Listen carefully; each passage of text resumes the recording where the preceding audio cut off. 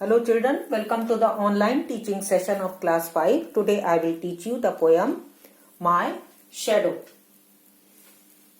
First I will recite the poem. I have a little shadow that goes in and out with me, and what can be the use of him is more than I can see. He is very like me from the heels up to the head, and I see him jump before me when I jump into my bed. So now I will explain what the poet wants to say in the poem. The poet is saying that he has a little reflection of him, which is the shadow, and that follows him wherever he goes. He is not able to understand the use of shadow except it follows him everywhere. So the poem is that poet is saying that he has a reflection, and wherever the poet goes, that reflection goes with him, and poet is not able to understand that what is the use of this shadow except it follows him everywhere. Now second paragraph, he is very like me from the heels up to the head.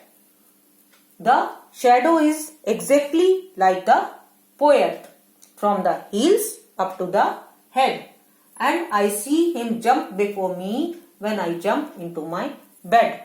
And the poet is saying when he goes to sleep, whenever he goes to sleep, his reflection jumps into the bed before him.